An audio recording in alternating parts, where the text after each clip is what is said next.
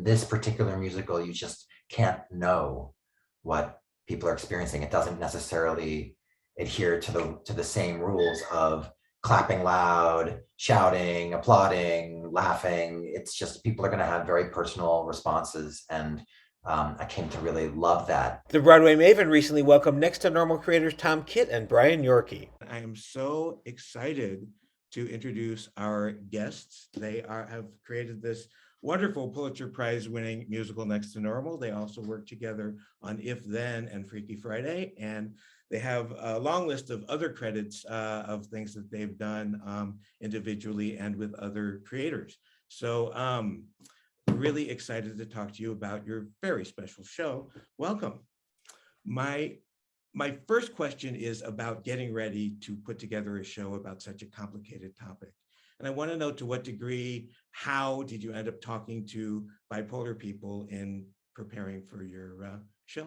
Don't forget to like and subscribe. The idea for the show came from an actual news report on Dateline NBC, and this was many, many years ago. But I was sort of surprised to know that electroconvulsive therapy was still done. And so I, went into what was a sort of relatively primitive version of the internet at that point and tried to do as much research as I could. And then presented the idea to Tom, and, Tom and I had both in our lives then, and certainly in the years that follow, have had our own sort of personal mental health journeys, but also we've had people in our lives who have had some challenging mental health journeys in our family and our friend circle. And so we wanted to write something about that. And the form it took obviously evolved over the years, but throughout it involved quite a bit of, we probably did much more sort of factual research than we did kind of first person research, although a number of the sort of, books that we turned to were memoirs. Like Kay Redfield Jamison has written a number of amazing memoirs about her experience of being bipolar.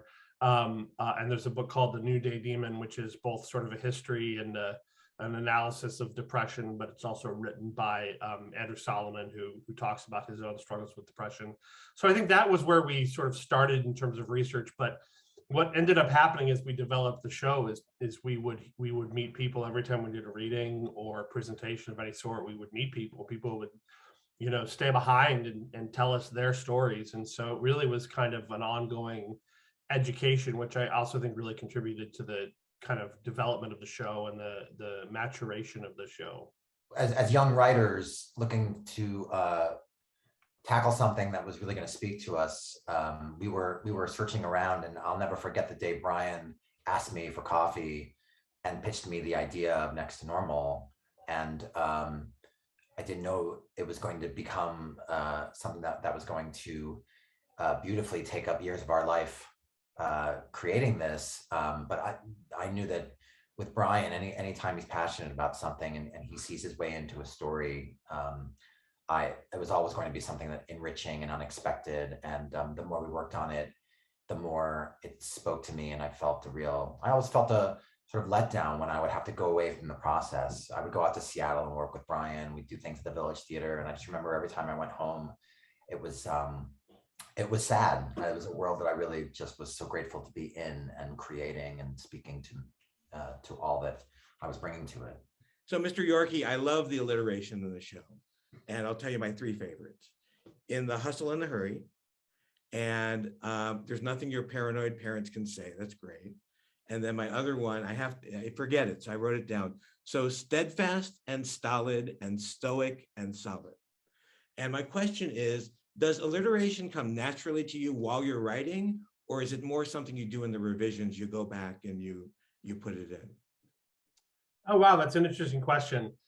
I think, by the way, I think Stephen Sondheim has something rather sort of catty to say in one of his books about alliteration, like it's the last refuge of a weak mind or something. But it does come naturally to me quite a bit also, but I do look for opportunities to sort of do it, to add it back in the revisions. And then sometimes you take it away in the revision if it's sort of drawing too much attention to itself. Where I think alliteration is really powerful is when you can pile on ideas that are similar with sounds that are similar.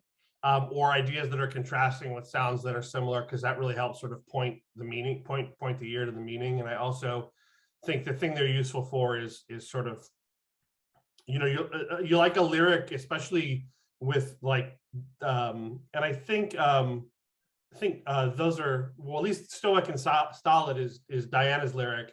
She's very verbal, and she's constantly, you know, often in her songs, a lot of words are coming out. And so the alliteration helps kind of keep the lines tight and trim, and, you know, helps you move through the line, I find. And what's neat about Hustle and Hurry is that they both kind of mean the same thing. They overlap nicely, and they start with the first sound. I mean, it's just a great alliteration. All right, so people sob at your show, especially at the end. And I'm wondering, is that something that came as a surprise? Did you expect to see that kind of emotion among the audience? And does it mean that you've succeeded when people are crying, or is that not really how you look at it? I remember the first time I saw the ending play. It was at the Village Theater. It was in 2005.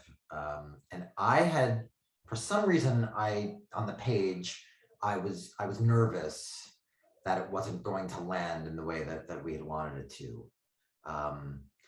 And then we saw it performed, and I saw the actor go there, and I went there, and everyone around me went there, and it was the most unexpected catharsis and communal cry that I've ever had.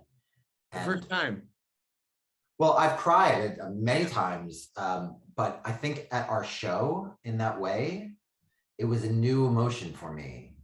I was outside of it as a writer. I was just watching this connection on stage, this thing that we had been building together, and suddenly that moment happens where father and son see each other, and I just lost it. And that would continue to happen every time I saw it for some time. I think at a certain point, I had seen it so many times that I missed my new cry feeling. But you know, I don't think you ever look around and say, I'm successful, the show is.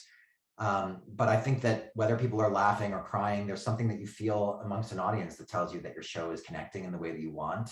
Yeah. And Michael Greif, the way he directed it, that moment would happen and the lights would kind of stay dim, and you would linger and you would hear all the people around you. And it was beautiful that everyone was feeling that together. So I think I would go so far as to say that we achieved something if the story brought everyone naturally to that place where they were able to release in that way. I want to follow up from that scene where we find out that finally Dan is able to say his son's name, which is Gabe.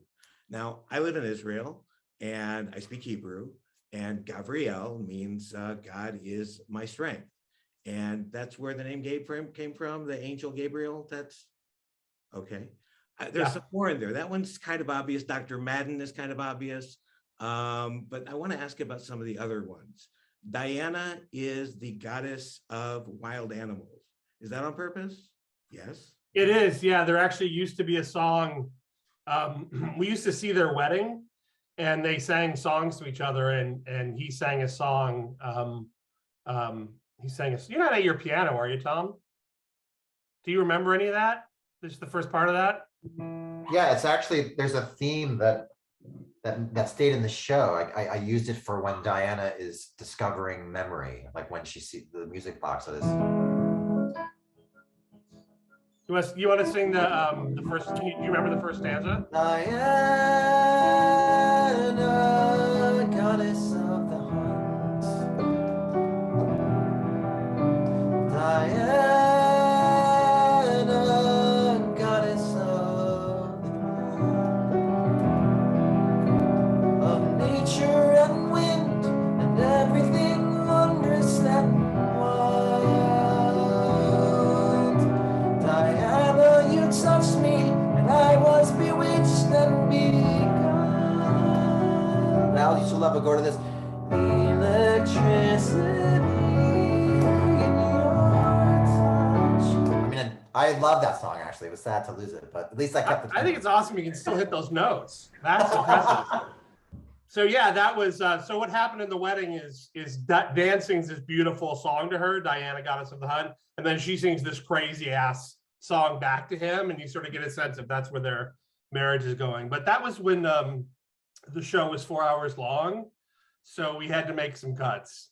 But yeah, and David, there's Wondrous and Wild is in there for you for your alliteration list. All right, I've got two more I want to check on. Okay, one is Good Man. Is that on purpose, or is that yes? Yeah, I mean, I just sort of stole that from for the first few years of writing it. They didn't have last names because we wanted them to be iconic. I mean, we were younger than we are now, and finally, one of the producers was like, "Just give them last names. Yeah. It's so pretentious for them not to have last names." So I kind of we were like, "Okay, yeah, we hear that," and I just stole it from Death of a Salesman. Willie's last name is Lohman. Mm-hmm. I was like, "Oh, I think that Goodman is a nice sort of." You know, it'll feel generic, but if you choose to think about it as clearly you have, David, you're like, these are good people. Do you know what I mean? I think they did the same thing on Will and Grace, where Will is true man. I think that's yeah. It's very much, and it's like it's a little bit cheap, but also it's like if you're going to give them last names, if you're going to choose names, like why not give them some sort of meaning? I guess. Okay, so this one I may be stretching, but I've wondered it for a while, so I have to ask you. They had a home before their lives were turned upside down, and it was on Walton Way. Is that a reference to the TV show? It there is. There we go. Okay. Yeah, well done. Yeah, it's a reference to the Walton. It's just a sort of like implying that kind of, you know, impossible ideal of a family, of a functional family. Awesome. I see myself as a detective when I look at lyrics, so to actually check and see if I got it right, that's really fun for me. I love that. I love that, and I appreciate it. Great. Okay, let's talk about reviews, and especially those in the New York Times. I loved your show when it was off Broadway, but the Times was more mixed, and some of their critiques seemed to go directly into your revision of the show before it came back to New York. For example, Let There Be Light was repeated many times. I really liked that, but the Times didn't. And then I see that the final version was, we need some light, and it's only in there twice. It's not over and over again. So to what degree do you feel like your changes had to please Ben Brantley? And to what degree was it much broader than that? After second stage, we sort of thought we were done because Brantley's review was mixed, and I think there were a couple good reviews, but there were an awful lot of really bad ones. I don't know. I don't remember specifically, but you know, David Stone, our lead producer, who is, you know, really one of the unsung heroes of our whole story with Next to Normal, said, you know, no, there's something there. You guys just haven't completely found it yet. So he made sort of the arrangements for us to go out of town to Arena Stage. And, you know, I'm answering your question here. What I did and what Tom and I did is we listened to all of the people in our lives who were thoughtful and had helpful things to say, even if they were hard to hear. And we read every review. And I'm not sure I would do this again, but the way we did it is we read every review, and we didn't sort of respond to one specific review, but we listened for the things that we heard over and over again. And we said, okay, you know, if you hear it from one reviewer, it could be that reviewer's bias. If you hear it from 5 reviewers, and these are people who see everything, right? Maybe they're cranky, maybe they have biases, maybe individually they have their, you know, their quirks, but as a group, they see everything. So if you're hearing the same thing from Ben Brantley and Linda Weiner and, you know, and on, then it's like, well, maybe pay attention to it. So that's one of the places we went to in figuring out the revisions we wanted to make. And, you know, specifically to the question of Let There Be Light, I always loved it too. You know, it was and I think that there were versions of the show earlier that were a little bit more forward in their biblical references, and they're still there. Obviously, you picked up Gabriel, and there are other places, and Gabe says a number of things that are, you know,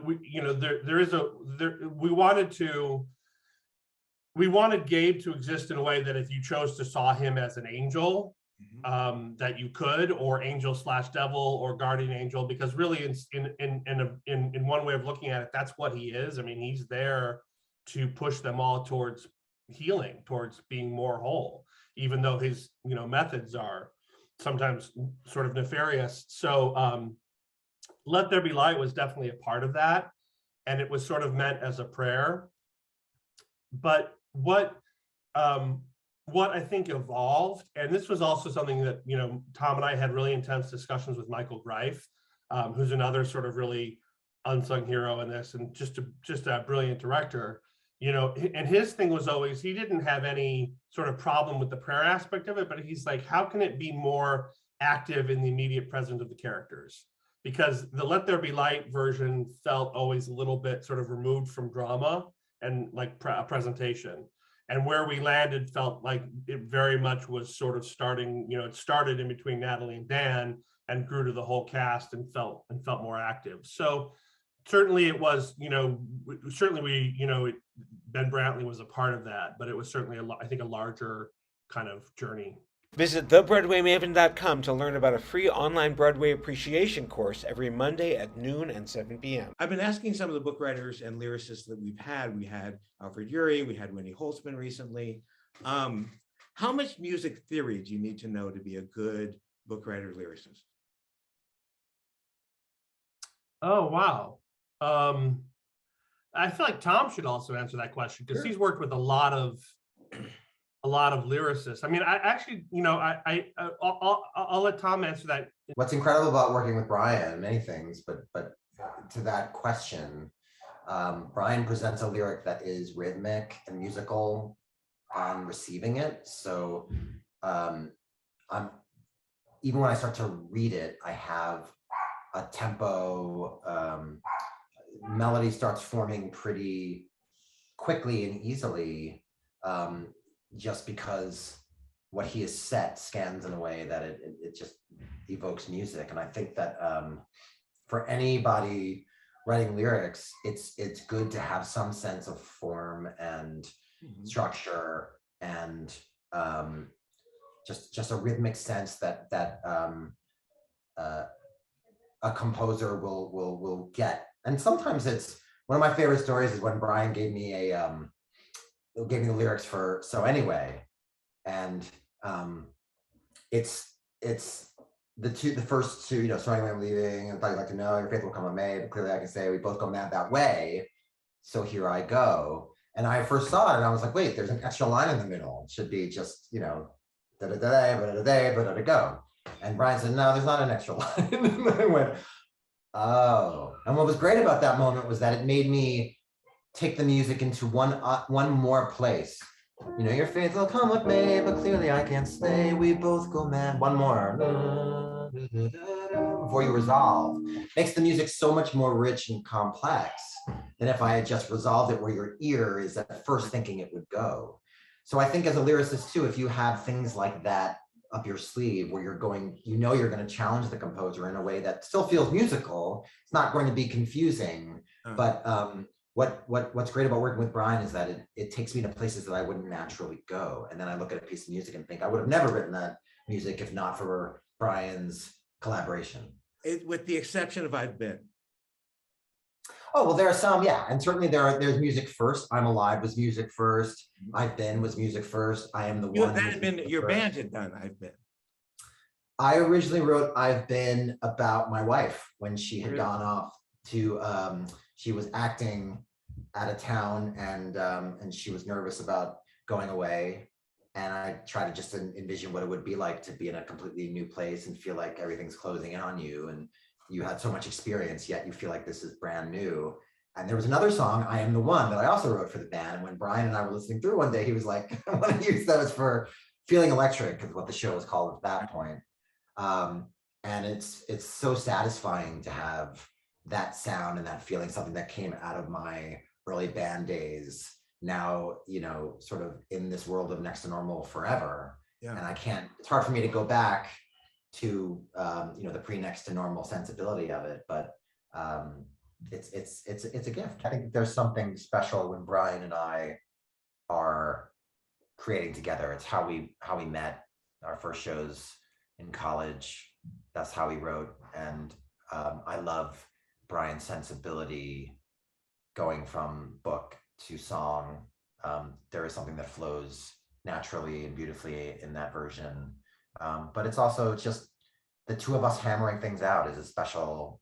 Yeah, for sure. And also we sort get a of like, chance to sit and talk about the show. It's always magical. and also, should that be a book moment or should that be a song moment? It's really easy to have those conversations with just the two of us because it's just like, you know, it's us either way. Right. And I also think, you know, there have been other musicals, they haven't actually made their way to the stage. So I, you know, I'm not referring to anything anyone would have seen, but trying to teach another book writer how to write a gazinta, which is, you know, an old Broadway phrase for like how you go from speech to song. Like, what is that last line that brings you into singing? Will you repeat it again for my students? What's it called?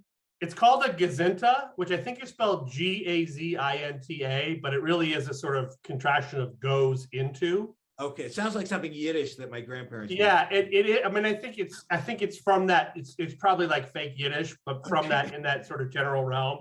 I mean, I think I learned it from. I think maybe we learned it from Maury Yeston in the BMI workshop. You know, it's just one of those things that if you don't know how to do it, it's really hard to show someone how to do it. Do you know what I mean? Because you may think it's like, well, it's simple. You stop talking and you start singing, but we've all seen those musicals where it's like, oh, that feels a little bit awkward. And it's the book writer's job to sort of rise up into the lyric or sort of break off or trail or do whatever it needs to do to sort of seamlessly transition to song. And it's easier to just, I think, do that all myself. Okay. So beyond Hebrew, I'm actually a polyglot. And I've gotten to know your score in Italian and German, as well as English. And I'm wondering, do you guys see international productions? Is that something that's been part of your experience? We see some of them. I mean, we went to Oslo for the very first international production at the State Theatre of Norway, which was fantastic. And I saw it in Argentina. I don't know, you weren't able to get down there, I don't think, Tom, but I saw the production in Argentina, which has run for many seasons down there. So we see some of them, but we didn't see the Italian production, but we got the CD of the cast recording, which is just, it's a great recording, great cast, great recording, sounds so good. Terrific. Yeah, beautiful. And we have the German one too. I have the German one, and we have we've seen clips from the Japanese production. Wow. And I have the cast on from South Korea as well. Oh, do you? I don't have that. Yeah, I have it. My last question is about winning the Pulitzer Prize for drama. Now that happens about once a decade. Was it on your radar screen at all, or was it a total shock? It was a shock. It was only on our radar screen because we started to get a sense of what the process is and that we were in the running. We, our wonderful publicist at that time for the show, Michael Hartman, spoke to us the Friday before the announcement and said, I just need to know where you're going to be. That's right. Okay.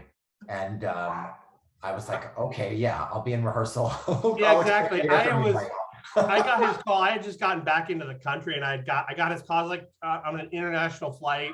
And you know, you are when you get off that international flight, and you're just like, and he called. And he's like, I just need to know where you're going to be at 2:00 tomorrow because they announced the Pulitzer. I'm like, yeah, okay, Michael.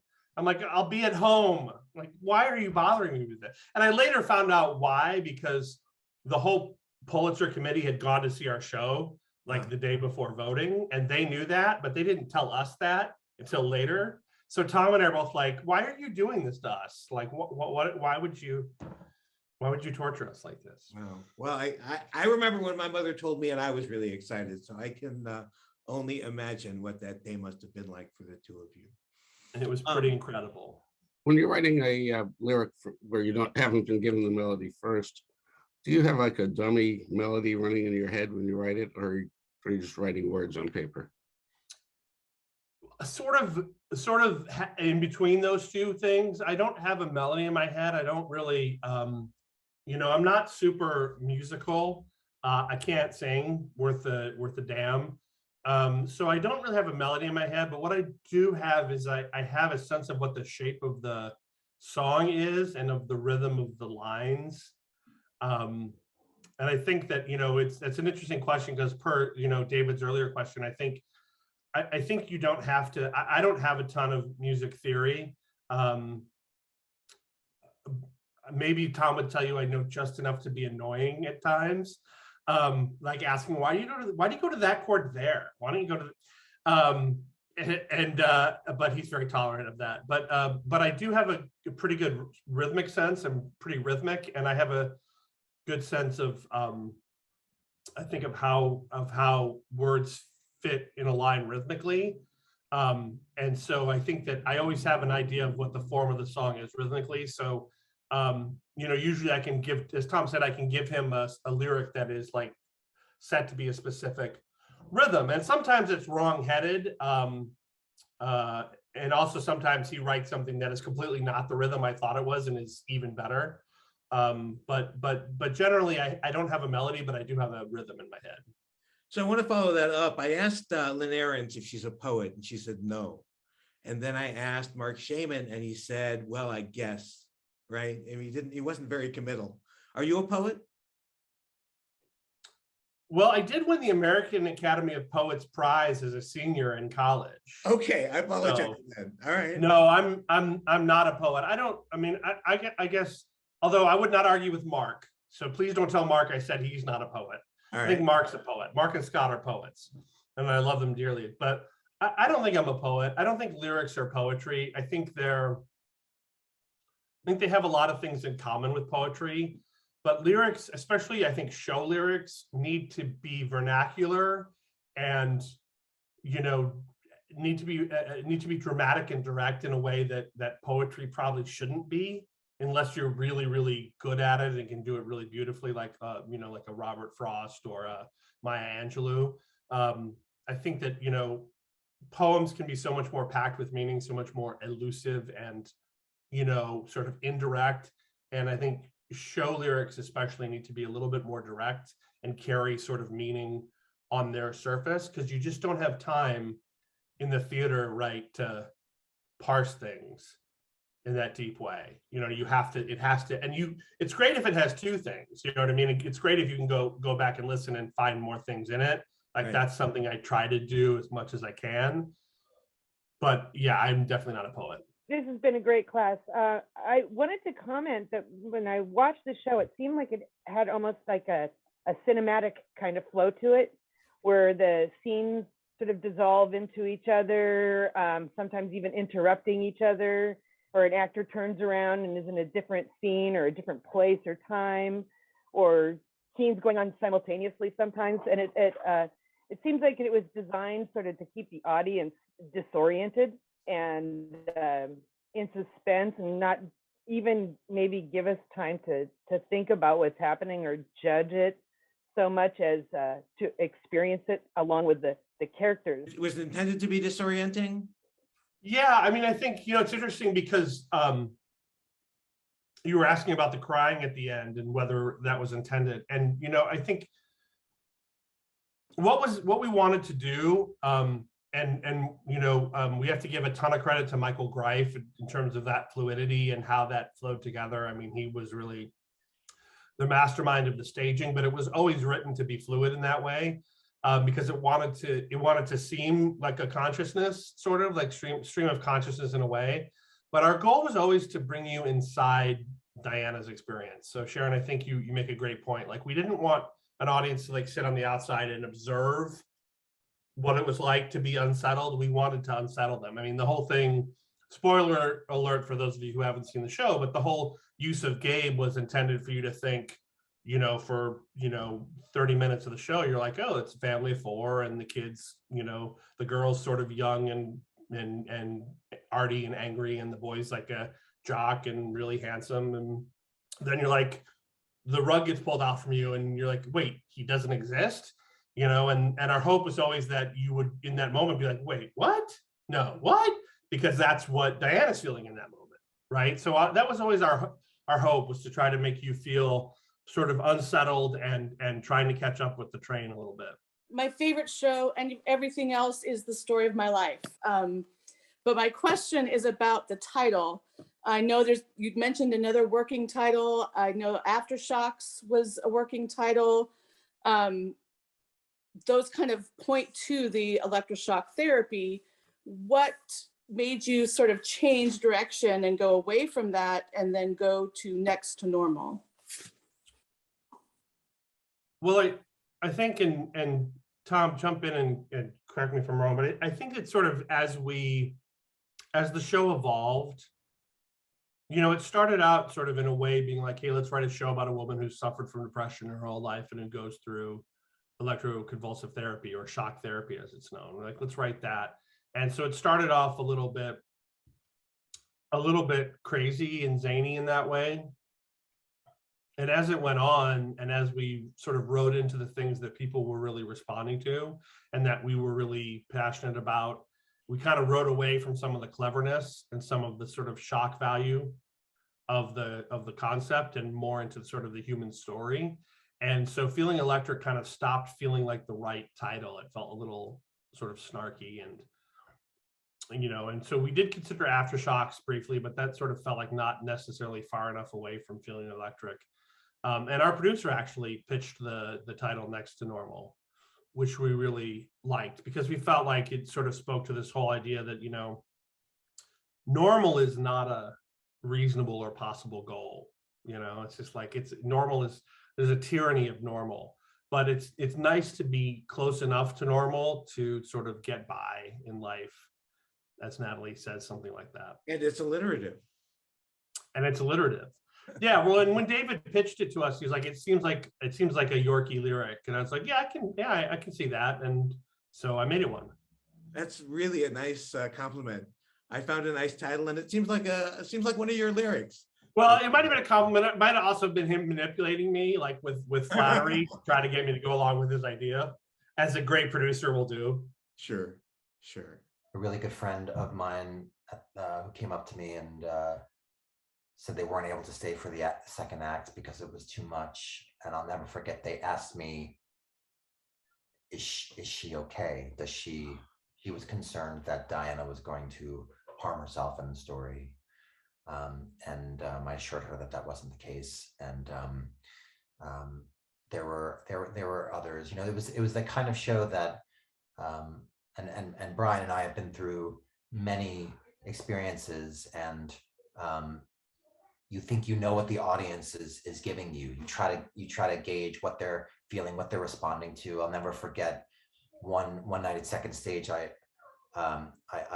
was on the aisle, and the person across from me was just not applauding, not giving anything. And I thought, I'm sitting here in a preview next to someone who hates this musical. This is going to be really difficult for me. And there was a talk back afterwards, and this person came to the talk back, and I thought, oh, that's interesting. And then they raised their hand and said that they had suffered a loss, and that they were so thankful for the show, that it really was a cathartic experience, and that the show was doing good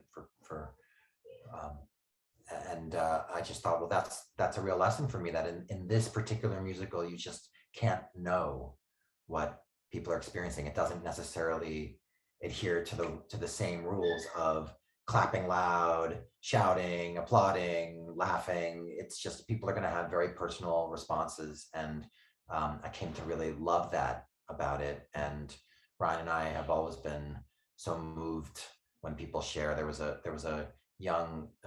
teenager who found us one night in previews on Broadway and thanked us for the show, said he had been diagnosed bipolar, and he finally felt like he had something that he could show his friends to see the experience he was having. So those kinds of stories, that I got into writing because stories mattered to me and inspired me and comforted me. And anytime I'm doing that as a writer, I feel like I'm doing what I got into this business to do.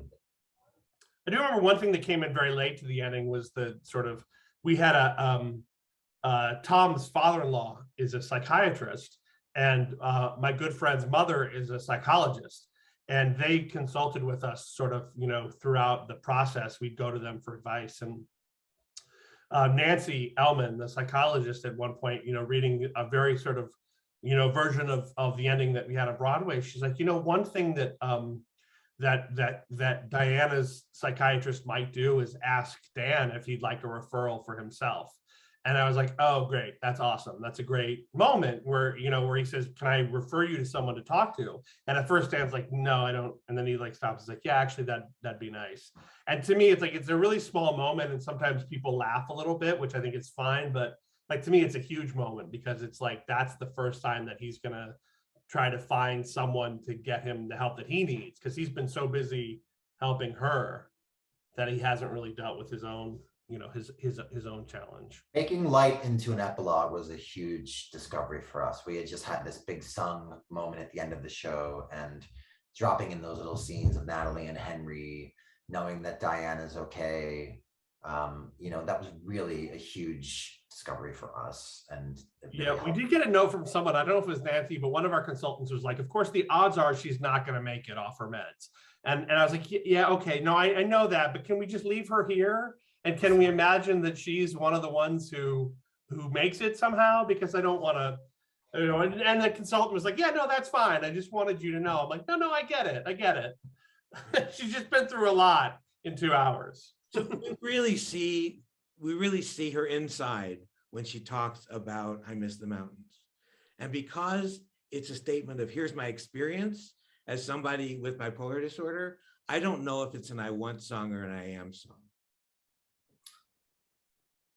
Yeah, that's a really good question. I mean, I think that I lean into the want of it because it's a song about someone desperate for a new reality of their life. And I think what Michael did so beautifully in the staging of it was there's a major action in that song. I don't know if we built it into the song, but when we saw it, it was so powerful. And I don't think that Diana, the song to me, I love that it's kind of in motion and it's discovery that she gets to that moment through all of this rumination and exploration at the beginning. Yeah, that has to be I want song. It was interesting. I went and I visited this wonderful school today in Washington Heights, the Washington Heights Inwood School. It's a music school, and they were, and the kids sang "I Miss the Mountains," and the teacher said to me that this was they've had so much taken away in the pandemic, and this was a way for the song to kind of speak to what they miss and what they want to see come back. And I just thought, what a beautiful thing that I said. I talked to the students and I just said, you Next to Normal, none of you probably have seen it, but it's a show about feelings, and it's about a life where you feel all of those things, and you felt all of those things over these past couple of years. And anytime you sing a song that allows you to express that and channel that, that's a real gift, especially in these years where we haven't been able to come together and sing. But what a gift for me to be able to see these young kids sing I Miss the Mountains. Again, not understanding context, not knowing Next to Normal, but the song was still able to connect with them. Yeah. Although maybe like Send in the Clowns, they think it's just about mountains. Like a lot of people, I think Frank Sinatra thought Send in the Clowns was just about clowns, but it's okay if they're enjoying the music and they feel that it touches them, terrific. The traditional Broadway experience, it's not really an escape, but I think always hoped it could be a catharsis. And I think we always hoped that, especially for those people whose lives had been touched in some way by bipolar or by depression or, mental health in general, and also sort of, obviously suicide, there's a suicide attempt in the show. And so our hope was to, at the end of the day, to tell those things as honestly and compassionately as we could. And to us, compassion doesn't mean really sugarcoating them. It means sort of like, let's be as honest as we can, and let's find our way through the darkness to some kind of hope. And I think our hope for the show is that's a cathartic and ultimately, in its way, uplifting experience to go through it.